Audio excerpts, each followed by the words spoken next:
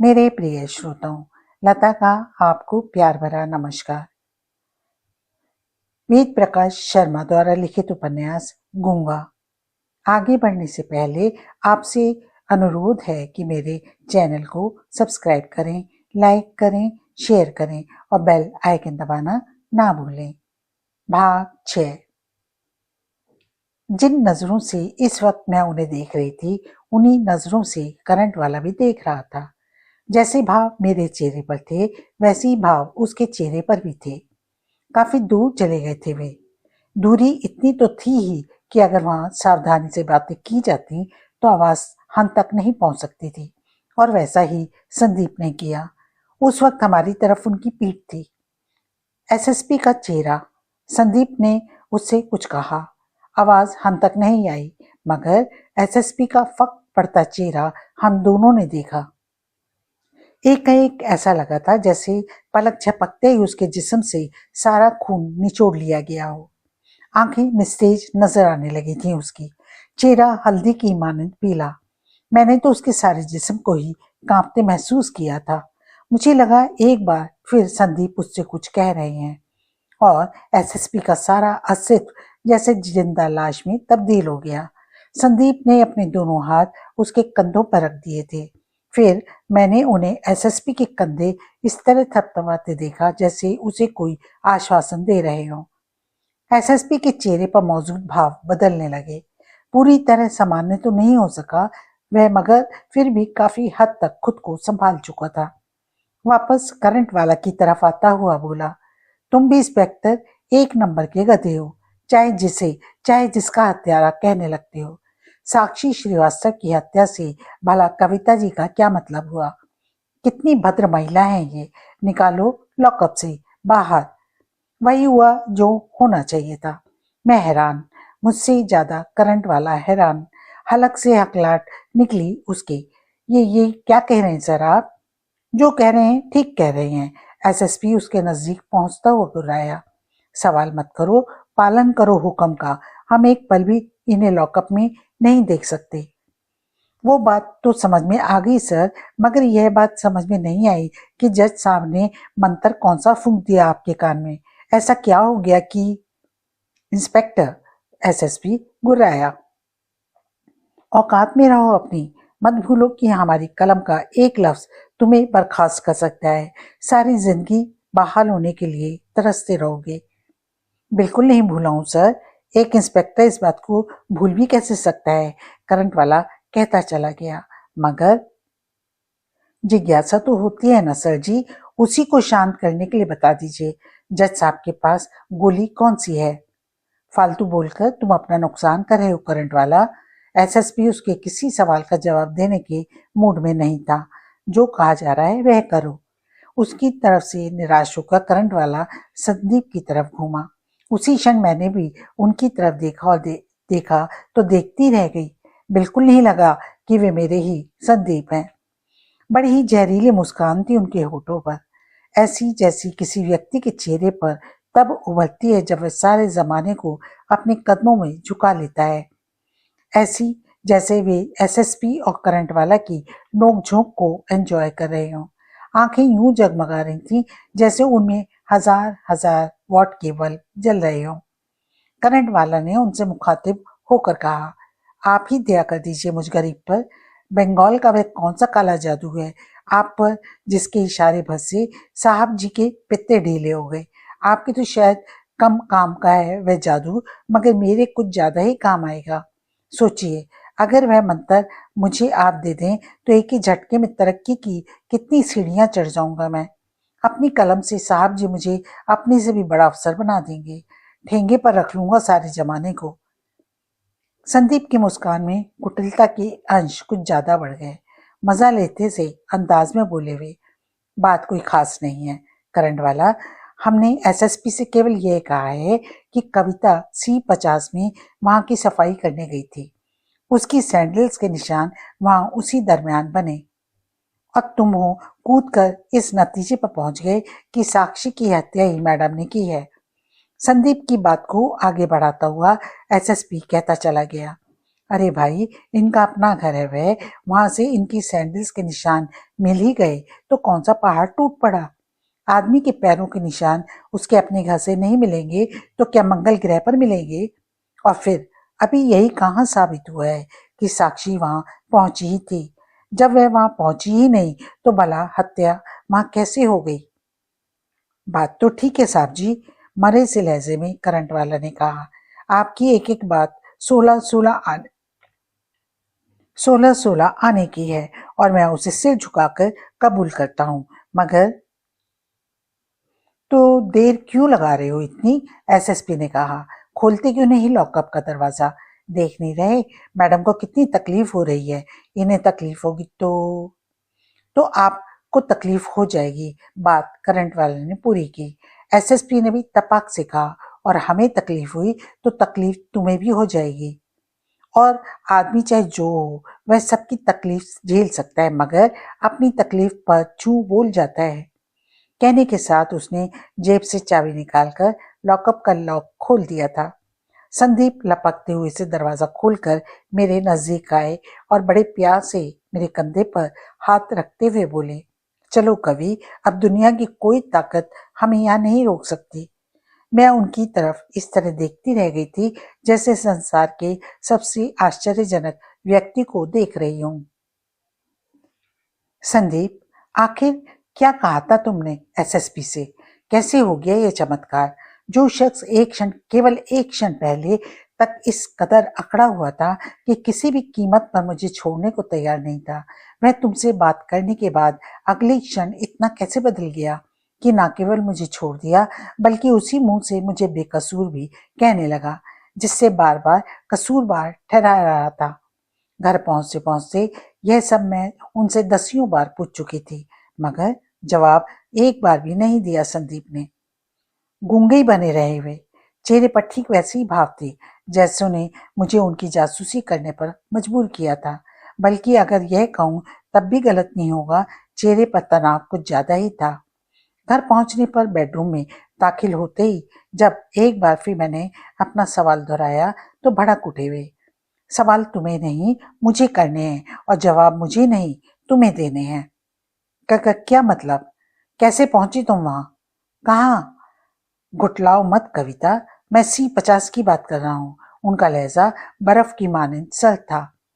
गुराइये मत। इस बार मैंने भी सख्त रुख अख्तियार कर लिया। पति होने का क्या यह अर्थ है कि 24 घंटे आप और बस आप ही गुर्राते रहेंगे। मेरा कोई अधिकार नहीं बनता।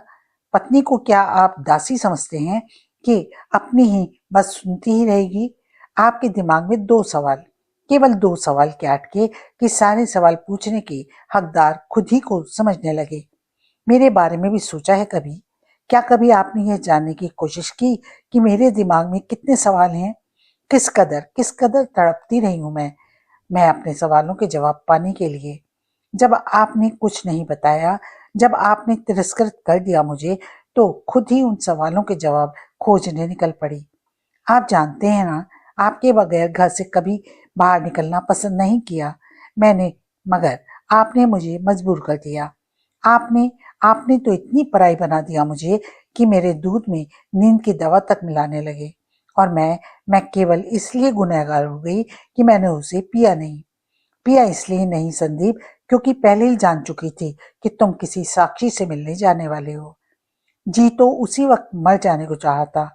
मरी केवल इसलिए नहीं क्योंकि उसे देखना चाहती थी, उसे जिसने आपको मेरे दूध में नींद की दवा मिलाने की हद तक गिरा दिया था। आपका पीछा करती हुई वहां तक पहुंची तो वह देखने को मिला जिसकी कल्पना तक मैं कभी नहीं कर सकती थी। मिल गया आपको अपने सवाल का जवाब। अब मेरे सवालों के जवाब दीजिए।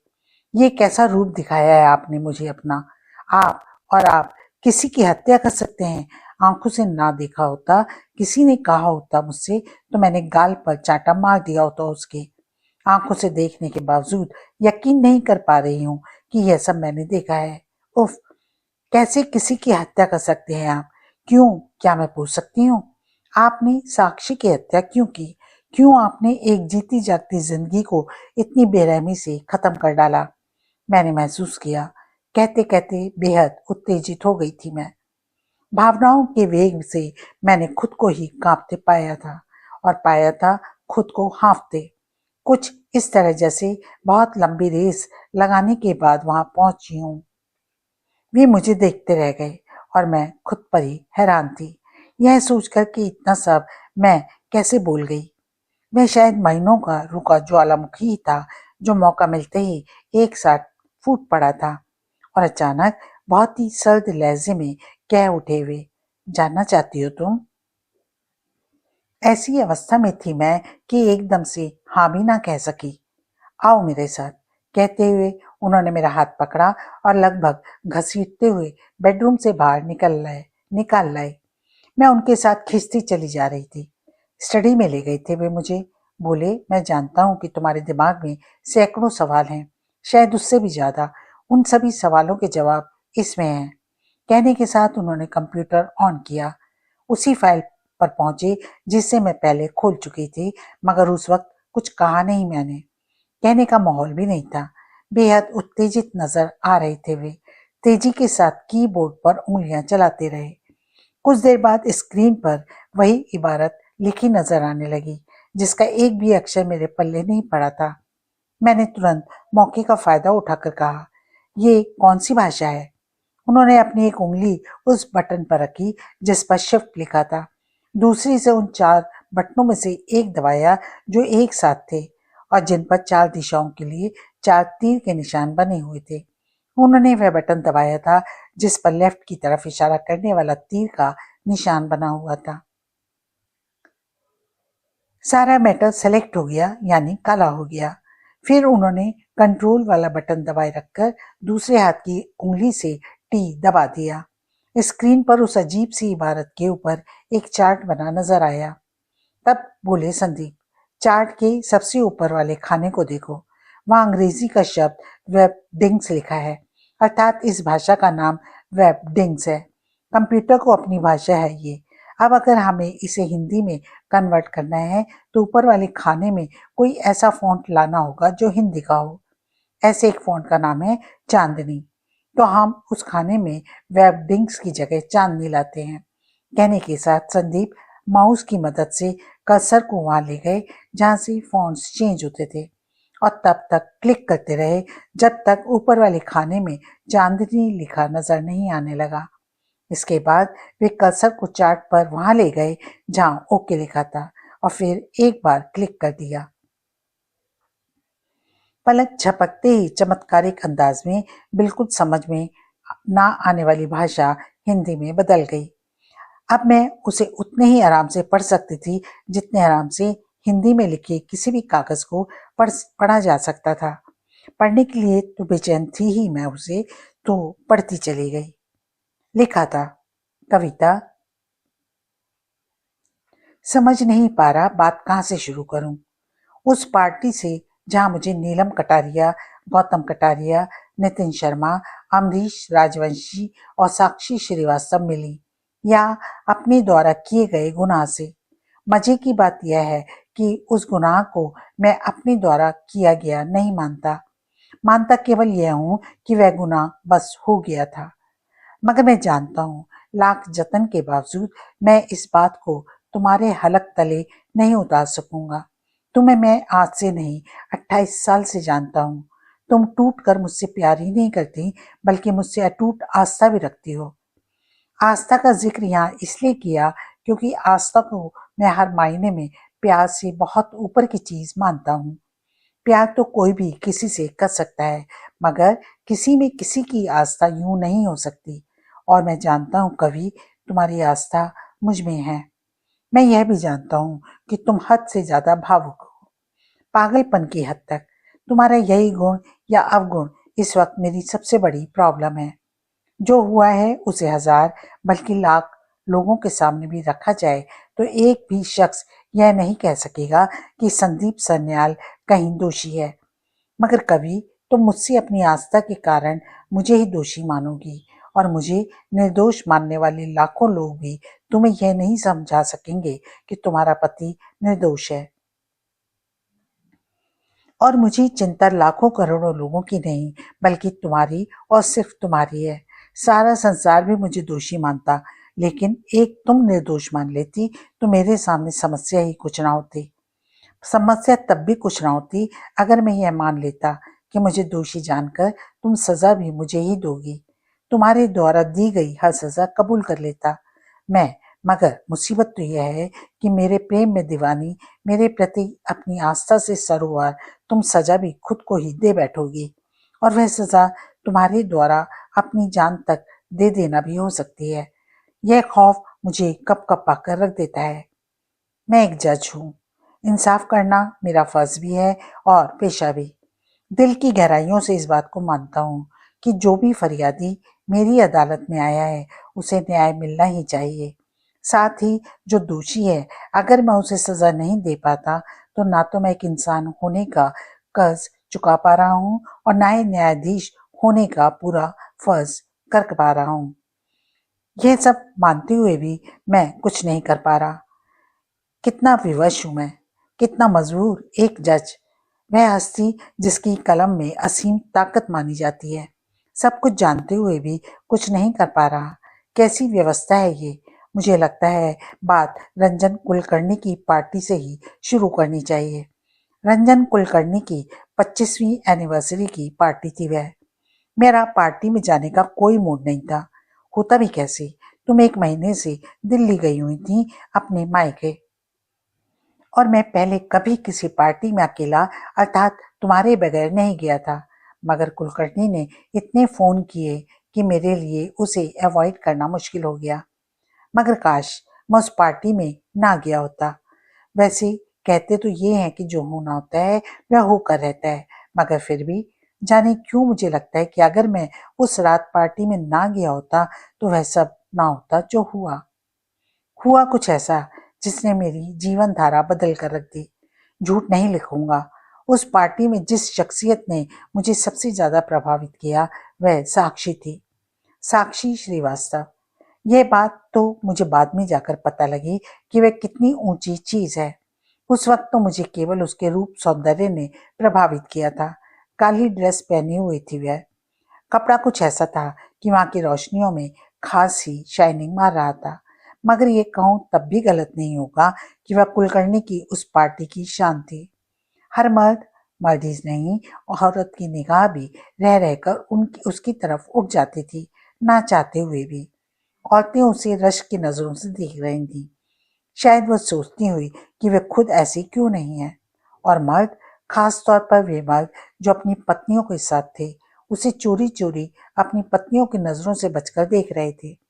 यह बात अलग है कि ऐसा करने में कामयाब नहीं थे, बच नहीं पा रहे थे अपनी पत्नियों की नजरों से। कईयों को तो मैंने अपने पतियों पर कटाक्ष करते सुना था। अच्छी सिकाई हो रही आंखों की। बेचारे पति पहले छिप जाते और चोरी पकड़े जाने पर हड़बड़ाते हुए फिर ढीठ बनकर कहते, बुराई है कुछ। और मैं तो दुर्भाग्य से उस दिन अकेला था। कवि, मुझे मालूम है मेरे ये शब्द तुम्हें आश्चर्यचकित कर देंगे, मगर जो हकीकत है सो हकीकत है। तुम मुझे देवता समझती हो, आदर्श पति मानती हो, अटूट आस्था है तुम्हारी मुझ में। तुम्हारे इस विश्वास को कोई डिगा नहीं सकता कि तुम्हारा पति केवल तुम्हारा है। तुम्हारे अलावा वह किसी और औरत की तरफ आकर्षित नहीं हो सकता। और मैं तुम्हें विश्वास दिलाता हूँ, मैं सचमुच ऐसा ही हूँ। तुम्हारी आस्था, तुम्हारा विश्वास एकदम दुरुस्त है। किसी खूबसूरत चीज को देखना, उसे सराहना, यहाँ तक कि उससे आंखें सेकना भी उसकी तरफ आकर्षित हो जाना नहीं कहलाया जा सकता। मगर तुम जैसी आस्थावान पत्नियों को यह समझा पाना इस दुनिया का सबसे दुष्कर कार्य है। तुम्हें अपने पतियों द्वारा किसी दूसरी औरत को देखा जाना भी ठेस पहुंचा सकता है, आहत कर डालता है, जबकि यह एक सामान्य प्रक्रिया है। एक बार फिर कहूंगा, बार बार कहूंगा, अगर मैं किसी को खूबसूरत मानता हूँ, कहता हूँ या उसकी तारीफ करता हूँ, तो इसका मतलब हरगिज नहीं कि उसे तुम्हारा स्थान दे सकता हूँ। तुम यानी एक पत्नी एक आदर्श पति के जीवन के बहुत ऊंचे मुकाम पर बैठी होती है। उस मुकाम को कोई उतनी आसानी से हासिल नहीं कर सकती जितनी आसानी से तुम समझती हो कि कर लेगी। खैर, सारी बातों का निचोड़ यह है कि मेरी स्टोरी में ऐसे कई मोड़ आएंगे जो तुम्हें बुरी तरह हैरान कर देंगे। मेरे ऐसे विचार भी जानोगी तुम, जिन्हें जानकर केवल दुखी नहीं होगा, सदमा भी पहुंच सकता है। तुम सोच सकती हो मेरे पति ऐसे हैं, ऐसे विचार हैं उनके। मैं तो संदीप के बारे में ऐसा सोच तक नहीं सकती थी। आदि आदि की बोर्ड पर मेरी उंगलियों के नीचे है कवि। चाहूं तो उस सब से बच सकता हूँ। वह सब लिखूं ही नहीं जिसके बारे में मुझे मालूम है कि पढ़कर तुम्हें चोट पहुंचेगी। मगर अपने पति की इस आदत से तुम वाकिफ ही हो कि संदीप सच्चाई को कहने से नहीं कतराता। मैंने तो हमेशा शुरू ही से पूरी दृढ़ता के साथ पहले प्यार वाली बात भी तुमसे कही, यह जानते बूझते बार बार कही कि वह सब सुनना तुम्हें अच्छा नहीं लगता। हालांकि तुम मेरी बात को काफी देर से पचा पाई, परंतु एक दिन उस दिन बात की गहराई को, उसके मर्म को तुम्हें समझना ही पड़ा। और फिर यहाँ तो सच्चाई, वह चाहे जितनी कड़वी है, मुझे कहनी नहीं, लिखनी है। और लिख देना कह देने से कई गुना आसान होता है। अंततः सबसे पहले यह विश्वास दिला देना जरूरी है कि जो लिखूंगा बगैर किसी लाग लपेट के सच लिखूंगा। इसके लिए मैं गीता पर नहीं, तुम्हारे सिर पर हाथ रखकर कसम खाता हूँ, क्योंकि तुम मेरे लिए गीता से भी ज्यादा अहमियत रखती हो। तो बात मैं यह कह रहा था कि तुम्हारी गैर मौजूदगी का भरपूर फायदा उठाता हुआ मैं भी साक्षी श्रीवास्तव से आंखें सेकने वालों में शामिल था। ऐसा नहीं कि आंखें सेकने के लिए वहां और कोई थी ही नहीं। पार्टी में एक से एक बढ़कर चीज थी, परंतु जैसा कि शायद मैंने पहले भी कहा, उसकी तो बात ही अलग थी। सबको फीकी कर दिया था उसने। दूध मिश्रित रूह अफ़ज़ा जैसा रंग साक्षी श्रीवास्तव के योगा निर्मित जिस्म पर काला लिबास यूं फौंक रहा था जैसे कुदरत ने यह रंग बनाया ही उसके लिए था। उसके नग्न कंधों पर दो तनियों के बूतों पर लटका था लिबास। सॉरी, लटका शब्द मैंने गलत इस्तेमाल कर दिया है। लिबास उसके जिस्म पर लटका हुआ नहीं, चिपका हुआ था। सांचे में ढले उसके जिस्म के साथ चिपका हुआ। घुटनों से थोड़ा ऊपर वहां जाकर खत्म हो गया था, जहां से ऊपर के क्षेत्र को देखने के लिए मर्द पगलाए घूमा करते हैं। गोल घुटने थे उसकी, चिकनी और आकर्षक पिंडलियां। गोरे गोरे एवं नन्हे पैरों में उसने करीब 2 इंच हील्स की सैंडल्स पहन रखी थी।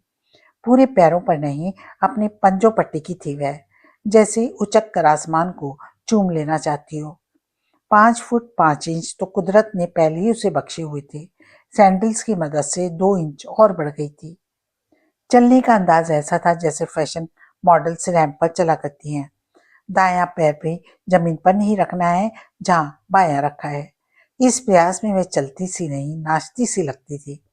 अपनी गुलाबी और साफ सुराहीदार गर्दन में उसने सफेद रंग के सच्चे मोतियों की माला डाल रखी थी। माला के बीचों बीच एक बड़ा सा सॉलिटेयर डायमंड लगा था। कानों में भी सॉलिटेयर डायमंड के बुंदे पहन रखे थे उसने। नाक में वैसी डायमंड की छोटी सी लौंग। बालों को बड़े ही आकर्षक अंदाज में संवार कर सिर पर गुफ्फा सा रख रख लिया था। शायद वह जानती थी कि उसका यह अंदाज उसकी सुराहीदार गर्दन को हाईलाइट कर देगा।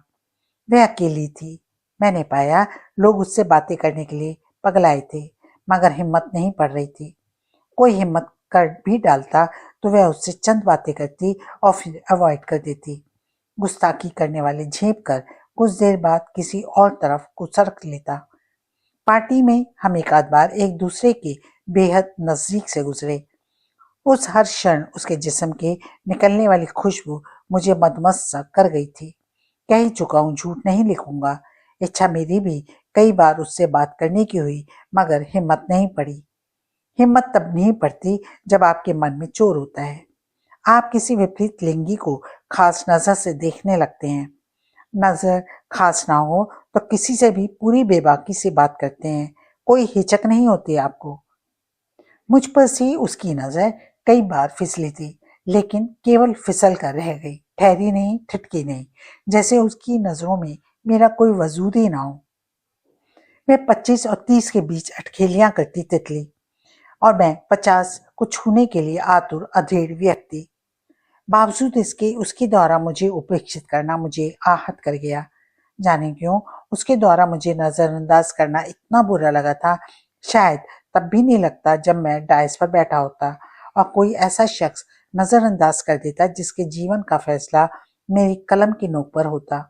उसके इस अंदाज ने भी मुझे अपनी सीमाओं में बंधे रहने पर मजबूर कर दिया था। मगरूर थी वह, होती भी क्यों नहीं। उसे मगरूर हो जाने का पूरा पूरा हक है। उससे बात करने की मेरी इच्छा उस वक्त पूरी हुई जब मैं कॉन्ग्रेचुलेशन कहने कुलकर्णी दंपत्ति के नजदीक पहुंचा। संयोग से वह भी उसी वक्त बधाई देने कुलकर्णी दंपत्ति के नजदीक आई थी। दोनों की शुभकामनाएं कबूल करने के बाद कुलकर्णी ने मेरी तरफ इशारा करके उससे पूछा, इन्हें जानती हो? सॉरी, उसने मेरी तरफ उपेक्षित भाव से ही देखा था। अरे, कुलकर्णी को मानो आश्चर्य हुआ। तुम इन्हें नहीं जानती? संदीप सान्याल हैं ये, इस शहर के। संदीप सान्याल? अब वह चौंकी। मेरा वाक्य काट कर कह उठी, कहीं वही जिला एवं सत्र न्यायाधीश? वही, कुलकर्णी ने कहा, वही हैं। ओह, इस एकमात्र शब्द के साथ उसने जो मेरी तरफ देखा तो सच कहता हूँ कवि, दिल ही नहीं मेरा सारा वजूद हाहाकार कर उठा था। क्या आंखें थी उसकी! आंखें बड़ी होना था, हिरनी जैसी होना अलग बात है, और उतनी चमकदार होना बिल्कुल अलग जितनी चमकदार वे थीं। आपसे मिलकर खुशी हुई, कहने के साथ जाने कब उसने अपना हाथ मेरी तरफ बढ़ा दिया। मुझे पता भी नहीं लगा। चौंका तब जब कुलकर्णी ने कहा, अरे क्या हुआ सान्याल साहब? वह बेचारी हाथ बढ़ाए खड़ी है। हाथ तो मैंने हड़बड़ाकर हाथ आगे बढ़ा दिया। हाथ मिले, बेहद मुलायम हाथ था वह, मगर मुझे लगा सारे शरीर में 440 वोल्ट गर्दिश कर रहा है। उसने कहा था, आपसे मिलकर खुशी हुई। मैंने कुलकर्णी से पूछा, इनका परिचय? उसने खुद कहा, साक्षी हुए। साक्षी श्रीवास्तव पूरा नाम कुलकर्णी ने बताया। मैंने अपने पद की गरिमा के मुताबिक खुद को हम कहने के साथ चमकदार आंखों का सामना करते हुए कहा, हमें भी आपसे मिलकर बहुत खुशी हुई, मगर मुझे वैसी खुशी नहीं हुई जैसी आपको हुई है। जी, बौखलाहट में मेरे मुंह से यही एकमात्र शब्द निकल सका। मेरी बौखलाहट पर वह खिलखिलाकर हंस पड़ी। इस बीच वह अपना हाथ मेरे हाथ के बीच से निकाल चुकी थी। वह खिलखिलाती चली गई और मैं उसकी खिलखिलाहट का कारण जाने बगैर देखता चला गया। उसके दांतों की चमक को उसके गले में पड़े मोतियों की मानिंद दमक रहे थे। खुलकर हंसने के बाद उसने कहा, आमतौर पर जब दो व्यक्ति पहली बार मिलते हैं तो ऐसे ही एक दूसरे से कहते हैं। यह एक औपचारिकता होती है, वैसी औपचारिकता जिसके तहत आपने मुझसे वह कहा मैंने भी यही है, मगर औपचारिकतावश नहीं, बल्कि वास्तव में मुझे आपसे मिलकर बहुत खुशी हुई है। इसलिए कहा, मुझे वैसी खुशी नहीं हुई जैसी आपको हुई है। हम कुछ समझे नहीं। समझेंगे तब जब यह पूछेंगे कि यह खुशी मुझे हुई क्यों है। क्यों? बता दूंगी, कोई जल्दी है क्या? नहीं, मेरे मुंह से यही एक शब्द निकल पड़ा। एक ड्रिंक लेंगे मेरे साथ? कहने के साथ उसने अपनी चमकदार आंखों से मेरे चेहरे की तरफ कुछ ऐसे भरपूर अंदाज से देखा कि मैं इनकार न कर सकी। वही एक क्षण जब एक ठहाके के साथ कुलकर्णी ने कहा था, बचकर रहिएगा सान्याल साहब, कवित्री है ये, एक भावुक प्राणी। कवित्री? बरबस ही मेरे मुंह से निकला। ओह, तो आप वह साक्षी श्रीवास्तव हैं, कवि सम्मेलनों की शान। मतलब मेरा नाम आपने भी सुन लिया है? सुना नहीं, पढ़ा है, अखबारों में छपता रहता है। मैं भी आपको अखबारों के जरिए ही जानती हूँ। जुडिशरी की दुनिया के चमकते हुए स्टार हैं आप। अक्सर आपकी ईमानदारियों के किस्से पेपर्स में छपते रहते हैं। अखबार वालों का क्या है, कुछ बातें अपनी तरफ से भी छाप देते हैं। ऐसा कहकर मैंने अपने आप को बड़ा दर्शाया था। इस प्रकार हमारे बीच हल्की फुल्की वार्ता शुरू हुई। यहाँ मैं एक बात जरूर कहना चाहूंगा, वह यह कि उस पल मेरे दिमाग को उसके डायमंड्स खटकने चाहिए थे। मेरे दिमाग में यह बात आनी चाहिए थी कि एक कवित्री के पास इतने कीमती डायमंड्स कैसे हो सकते हैं। यकीनन वह कवित्री से आगे भी कुछ है, मगर नहीं, यह ख्याल मेरे दिमाग में नहीं आया। कारण शायद उसका रूप जाल था। इंसान जब उसमें फंसता है तो सोचने समझने की क्षमता चूक जाती है। कुछ देर बाद कुलकर्णी दंपत्ति अन्य मेहमानों में उलझ गए। उसने मेरा हाथ पकड़ा और लॉन में बनाए गए बार काउंटर की तरफ बढ़ गई। अब उसके हाथ पकड़ने से मेरे जिस्म में कोई करंट नहीं दौड़ा था। वह मुझे काउंटर पर ले गई। अपने लिए जिन और मेरे लिए मुझसे पूछकर ब्लू लेबल का पैक तैयार कराया। चीयर्स के साथ सिप शुरू किए और बातें करते एकांत कोने में पहुंच गए। अब उसका सानिध्य प्राप्त करने के बाद, उससे बातें करने के बावजूद मुझे कोई एक्साइटमेंट नहीं हो रहा था। यही होता है कभी, चीज जब आपसे दूर होती है, आपके हाथ उस तक नहीं पहुंच पाते, तब आपके प्रति आपका आकर्षण बढ़ता ही चला जाता है, और चीज जब हासिल हो जाए तो आपके लिए वह सामान्य हो जाती है। जिससे बात करने के लिए, जिसका सानिध्य पाने के लिए मैं मरा जा रहा था, जब वही मुझसे बातें करने लगी तो ऐसा बिल्कुल नहीं लग रहा था कि कोई खास बात हो रही है। हाँ, यह जरूर महसूस कर रहा था कि लोग मुझसे रश्क कर रहे थे। पर उस वक्त मैं वह खुशनसीब शख्स था जिसे उस पार्टी की सबसे खूबसूरत शख्सियत ने अपने साथ चिपका लिया था।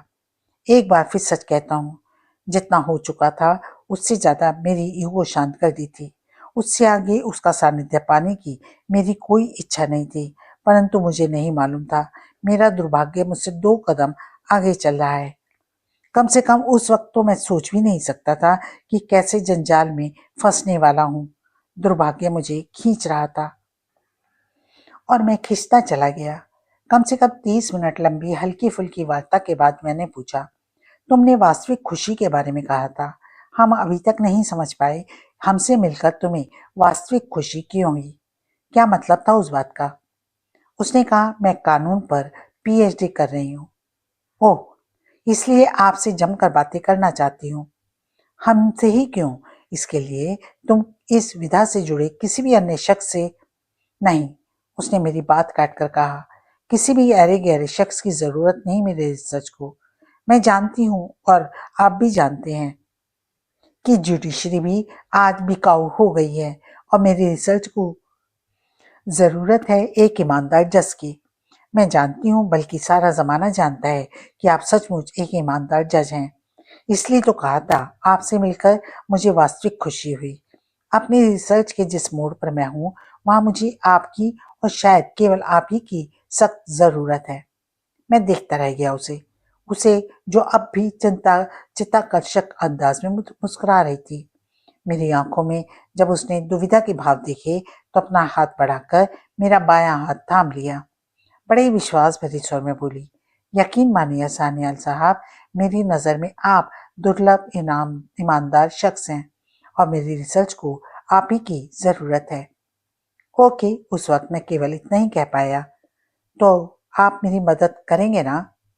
अगर वास्तव में तुम्हें हमारी ही जरूरत है तो जरूर करेंगे। उसके जाल में फंसा मैं और कह भी क्या सकता था। इसके लिए आपको मुझे टाइम देना होगा, क्योंकि वे बातें यहाँ पार्टी में तो नहीं हो सकती। सो तो है, मैंने कहा, मगर काश ऐसा ना कहा होता, टाइम ना दिया होता उसे, तो शायद वह ना होता जो हुआ। किसी जंजाल में ना फंसता मैं। काश उस वक्त मुझे इल्म हो गया होता कि वह कोई रिसर्च नहीं कर रही है, वह तो खुद ही ऐसी चीज थी जिस पर रिसर्च की जानी चाहिए थी। हमारी बातें अब अधूरी थी कि उस समय वहां एक ऐसी घटना घटी जिसका संबंध मेरी कहानी से बेहद बेहद गहरा है, उससे भी गहरा जितना साक्षी श्रीवास्तव का है। इस वक्त शायद तुम्हें लगे मैं फालतू बातें लिख रहा हूँ, मगर ऐसा नहीं है। मैं जो भी लिख रहा हूँ उसे ध्यान से पढ़ना, वही बातें आगे जाकर बेहद विस्फोटक बनने वाली हैं। अमरीश, अमरीश, एक लड़की की जोरदार आवाज ने हमारा ही नहीं, पार्टी में मौजूद हर शख्स का ध्यान अपनी तरफ आकर्षित कर लिया था। सबने लगभग एक ही साथ पलटकर आवाज की दिशा में देखा। साड़ी पहने एक लड़की उस लड़के की तरफ दौड़ी चली जा रही थी जो तेज कदमों के साथ निकासी गेट की तरफ बढ़ रहा था। उस वक्त मेरी और साक्षी की तरफ उन दोनों की पीठ थी। लड़के का अंदाज ऐसा था जैसे उसके हाथ ना आना चाहता हो। लड़की ने बहुत तेजी से दौड़कर उसे पकड़ा था। उसका बाजू पकड़कर बोली, प्लीज भैया, बात तो सुनो मेरी। मुझे कुछ नहीं सुनना, बिजली किसी तेजी से उसकी तरफ पलटकर अमरीश सख्त स्वर में बोला, कुछ नहीं सुनना मुझे। लड़की गिड़गिड़ाई, भैया सफाई का मौका तो दो मुझे। कोई सफाई नहीं सुननी मुझे, मैं तुमसे नफरत करता हूँ।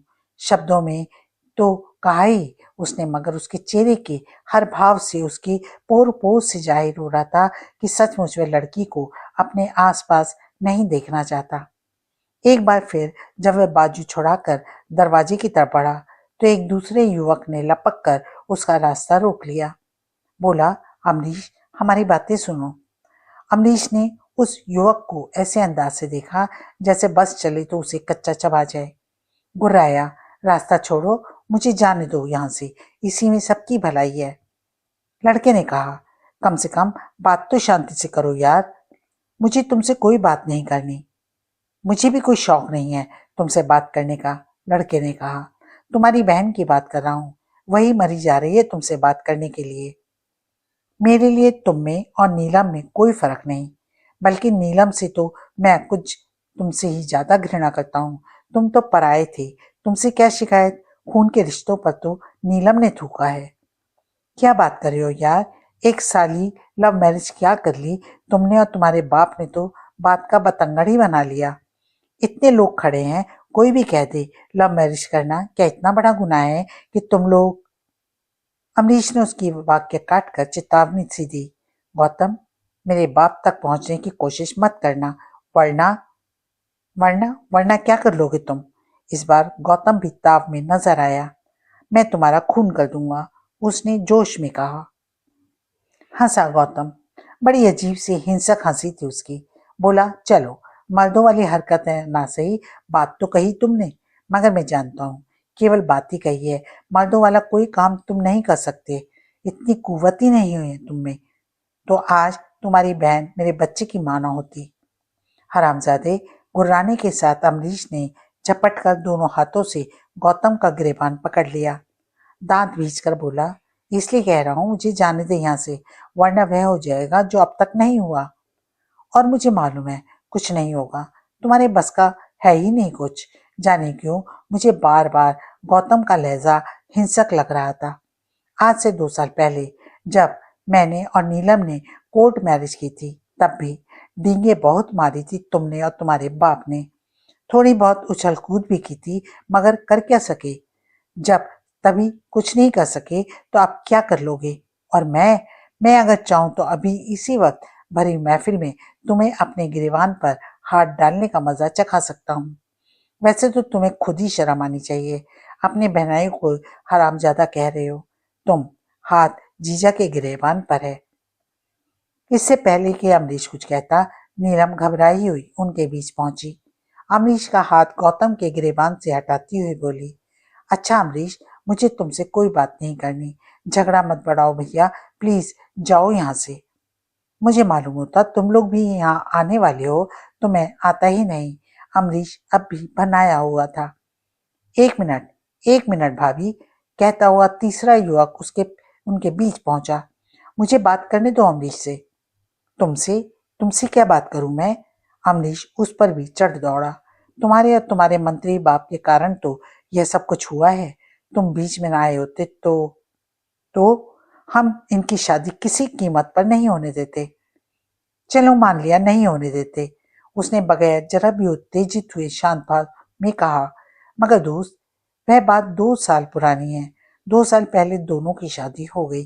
अब तो इनका 1 साल का बेटा भी है। अब झगड़ा करने से क्या फायदा। बार बार वही तो कह रहा हूं मैं, मुझे यहाँ से जाने दो, बेवजह कोई अनहोनी हो जाएगी। अमरीश कहता जा रहा था। इन लोगों ने शादी कर ली, साथ रह रहे हैं, रहे। मेरे पापा को रिश्ता ना कबूल था ना है। हमारे लिए नीलम मर चुकी है। इसके और हमारे बीच के सभी रिश्ते उसी वक्त खत्म हो गए थे जब इसने घर से भागकर कोर्ट मैरिज कर ली। वही तो समझाना चाहता हूँ मैं तुम्हें। अब भला इस अदावत का फायदा क्या है। वह बेहद समझदारी की बात कर रहा था। और जहां तक रिश्तों की बात है तो कहने को आदमी भले ही चाहे जो कह दे, मगर खून के रिश्ते ना बदले जा सकते हैं और ना तोड़े जा सकते हैं। यह खून का रिश्ता ही तो है जो इतने दिनों बाद तुम्हें सामने देखकर नीलम भाभी पगला सी गई। हमें मालूम है हमें कि ये तुम्हारे और अंकल के लिए कितनी तड़पती हैं। हमें इसलिए मालूम है क्योंकि 2 साल से हम इनकी तड़प को देखते आ रहे हैं। कुछ भी नहीं बोला अमरीश, चुपचाप उसे घूरता रहा। चेहरा थोड़ा भावुक हो गया था। यही क्षण था जब गौतम ने कहा, नितिन क्यों चमचगिरी कर रहा है इसकी, इसे। सेंटेंस अधूरा छोड़ दिया उसने। मैंने देख लिया था ऐसा क्यों हुआ। हुआ यह था कि नितिन नाम के उस लड़के ने सबकी नजरों से छिपकर उसका हाथ दबा दिया था। वह चुप रहने का संकेत था और उस संकेत को गौतम ने इस हद तक फॉलो किया कि वाक्य अधूरा छोड़कर चुप हो गया। वह जितना भी बोला था उसके परिणाम स्वरूप अमरीश का चेहरा एक बार फिर तमतमाया था। उसके कुछ भी कहने से पहले नितिन ने बात फिर संभाल ली। प्लीज अमरीश प्लीज, तुम दोनों ही गुस्से में हो यार। जबकि मेरा कहना है तुम में से किसी को भी कुछ हो गया तो दुख नीलम भाभी को ही होगा। एक तरफ भाई है, दूसरी तरफ पति। उन अपने बारे में नहीं, इनके बारे में सोचो। यह झगड़ा किसी भी हालत में इन्हें ही नुकसान पहुंचाएगा। अमरीश चुप रहा। तमतमा वह अब भी रहा था। देखो दोस्त, कहने के साथ नितिन ने बड़े अपनत्व के साथ उसके कंधे पर हाथ रखा और समझाने वाले लहजे में बोला, 2 साल पहले जो कुछ हुआ उसमें मैं किसी की गलती नहीं मानता। ना नीलम की, ना गौतम की, ना अपनी या अपने पापा की और ना अंकल की। अंकल से मतलब तुम्हारे पापा से है। नीलम और गौतम प्यार करते थे। सच्चा प्यार करने वालों की मंजिल शादी होती है। वही इन्होंने किया। तुम्हें तो खुश होना चाहिए। तुम्हारी बहन को धोखा देने वाला नहीं बल्कि सच्चा प्यार करने वाला प्रेमी मिला। मैं गौतम का दोस्त हूँ। दोस्त होने के नाते मुझे इसकी मदद करनी चाहिए थी, वही मैंने की। मेरे कारण मेरे पापा को बीच में आना पड़ा। तब जब तुम्हारे पापा ने अपने इन्फ्लुएंस का इस्तेमाल किया, उनकी काट मेरे पापा ही थे क्योंकि वे मंत्री हैं। वह दौर ऐसा था जिसमें तुम लोगों का फर्ज अपना मकसद पूरा करना था, हम लोगों का अपना। उन घटनाओं में तुम्हारे पापा की भी मैं बिल्कुल गलती नहीं मानता। मेरी बहन ने भी अगर हमारी गैर पसंद के लड़के से शादी करनी चाहिए होती तो पक्के तौर पर मैंने और पापा ने भी वही किया होता जो तुमने और तुम्हारे पापा ने किया, अर्थात उस घटना को रोकने की भरपूर कोशिश करते। मगर अब जब उस घटना को 2 साल हो चुके हैं, उतना सब हो चुका है जो वापस नहीं आ सकता। 1 साल का बच्चा भी है इनका। भला आज के हालात में तुम्हारी तरफ से बहन की शक्ल नहीं देखनी है का क्या मतलब हुआ। अमरीश का फेस बता रहा था कि उस पर नितिन की बातों का असर हो रहा था। तनाव कम होता जा रहा था उससे। पार्टी में मौजूद सभी लोग नितिन शर्मा से सहमत ही नहीं, प्रभावित भी थे। निसंदेह वह बेहद समझदारी का और तर्कसंगत बातें कर रहा था। अगर मैंने भी उसे सिर्फ बातें करते सुना होता तो मेरी भी हालत अन्य लोगों जैसी होती। मगर मैंने उसे गौतम कटारिया का हाथ खास अंदाज में दबाते देखा था। उसकी उस एकमात्र हरकत के कारण मेरी छठी इंद्री बार बार कह रही थी उसकी बातों में कोई पेंच है। आगे चलकर मैं पेज खुला भी, और ऐसा खुला कि कम से कम मैं उस वक्त सोच भी नहीं सकता था कि उसके इरादे इतने खतरनाक थे। अब तो मैं यह भी कह सकता हूँ उसके इरादों का इल्म मुझसे बेहतर नीलम को था। तभी तो उसने अमरीश से कहा, जाने दो भैया, तुम जाओ यहाँ से, यही ठीक है, मैं तुम्हारे लिए मर चुकी हूँ। कहते कहते उसकी आंखें भर आई थी। नितिन ने नीलम का बाजू पकड़कर अमरीश के सामने से हटाया। कहा, प्लीज भाभी, एक तरफ हटो। मुझे समझाने दो अमरीश को। आज तो मौका मिला है। अगर केवल शब्दों पर गौर किया जाए तो नितिन ने कुछ भी गलत नहीं कहा था, मगर मेरा ध्यान उसके कहने के अंदाज पर गया था। अंदाज ऐसा था जैसे वह नीलम को दूर रहने की चेतावनी दे रहा हो, आंखों में हिंसक भाव। नीलम ने कहा भी, नितिन उसे जाने दो ना। बिल्कुल नहीं, आज तो मौका मिला है। पता नहीं पार्टी में मौजूद कोई और क्यों नहीं ताड़ सका। मुझे तो साफ साफ लगा नीलम को शायद किसी अनहोनी की आशंका तो है। नितिन उसे धमका सा रहा है। घटना की शुरुआत ही जिस बहन के द्वारा भाई को रोकने की कोशिश से हुई थी, वही बहन अब खुद चाह रही थी कि भाई वहां से चला जाए, मगर नितिन ऐसा नहीं होने दे रहा था। पेंच का आभास बार बार हो रहा था मुझे। एक बार फिर जब नीलम ने बीच में आने की कोशिश की तो मैंने नितिन को आंखों से गौतम को इशारा करते देखा। उसका इशारा पाते ही गौतम ने नीलम को पकड़ लिया। कहा, बीच में मत आओ। आज नितिन उसे समझा देगा। नीलम ने हक बकाकर अपने पति की तरफ देखा था, जबकि नितिन ने पुनः अमरीश को समझाना शुरू कर दिया। देख रहे हो दोस्त, देख रहे हो भाभी की आंखों के आंसुओं को, ये तुम्हारे लिए है। जिसको चाहा उससे शादी करने का मतलब यह नहीं कि वह तुम्हें या अंकल को प्यार नहीं करती, बेइंतहा चाहती है तुम्हें। कहने के बाद वह थोड़ा रुका, फिर अपने लहजे को और ज्यादा प्रभावशाली बनाता हुआ बोला, अंकल की बात दूसरी है। वे पुराने जमाने के हैं, तब के हैं जब लव मैरिज को घोर पाप और सबसे बड़ा अपराध माना जाता था। मगर तुम तो नए जमाने को हो यार। कम से कम तुम्हें तो समझना चाहिए कि अपनी पसंद के लड़के से शादी करना कोई गुनाह नहीं है। तुम्हारी जगह अगर मैं होता तो मैं कम से कम यही करता, कहता, पापा हालांकि तो नीलम ने ऐसा कोई पाप नहीं किया है जिससे परिवार की इज्जत को कोई बट्टा लगा हो। फिर भी अगर आप मानते हैं कि उसने कोई गलती की है तो ऐसा कौन है जिससे गलती नहीं होती। गलती का मतलब ये कहाँ है कि उसे सारे जीवन तड़पते रहने की सजा दे दी जाए। बड़ों का तो फर्ज है छोटों की गलतियां माफ करना। आप भी नीलम को माफ कर दीजिए, वह आज भी हम दोनों के लिए तड़पती है। पापा ऐसा नहीं करेंगे, पहले तुम तो करो, वे भी कर देंगे। एक बार फिर चुप रह गया अमरीश। बहुत ही जबरदस्त खिलाड़ी था नितिन। आज का वीडियो हम यहीं समाप्त करते हैं।